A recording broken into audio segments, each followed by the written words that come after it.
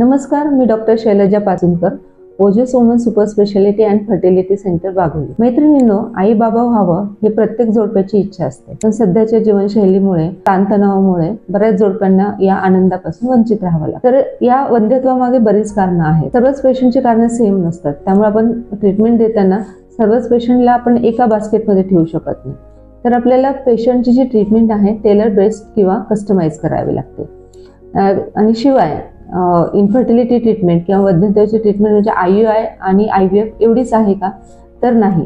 बरेच पेशंट असे आहेत की त्यांना योग्य काउन्सिलिंग, गायडन्स दिलं आणि फॉलिकल मॉनिटरिंगच्या सहाय्याने सुद्धा त्यांना प्रेग्नन्सी राहते।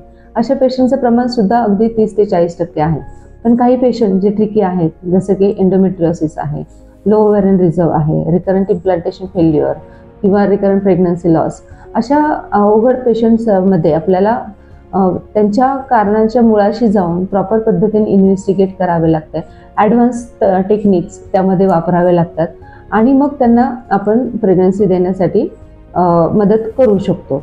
आणि म्हणूनच ओजस हॉस्पिटल आणि श्री IVF क्लिनिक घेऊन येत आहे वंध्यत्व तपासणी व निवारण शिबिर, जे येत्या 14 व 15 जून रोजी आहे। या शिबिरामध्ये आपणास फ्री कन्सल्टेशन व काउन्सिलिंग, फ्री सोनोग्राफी तसेच सिमेन अनालिसिस वरती 50% सवलत यासारख्या सुविधा देण्यात येणार आहे। आपल्या ओजस IVF सेंटरमध्ये अत्याधुनिक सुविधा जसे की DFI DNA fragmentation index testing, ज्यामध्ये आपण स्पर्म क्वालिटी आणि फर्टिलिटी इंडेक्स तपासतो। PGTA म्हणजे प्री इम्प्लांटेशन जेनेटिक टेस्टिंग, ज्यामध्ये आपण एम्ब्रिओ नॉर्मल आहे की नाही याची खात्री करून मगच आपण एम्ब्रिओ ट्रान्सफर करतो। ERA टेस्टिंग म्हणजे आपलं एंडोमेट्रियम रिसेप्टिव्ह आहे की नाही हे बघितल्यानंतर आपण एम्ब्रिओ ट्रान्सफर करतो। आणि ICSI यासारख्या बऱ्याच सुविधा उपलब्ध आहेत। तरी बऱ्याच जणांनी, जास्तीत जास्त लोकांनी या शिबिराचा फायदा घ्यावा। नमस्कार।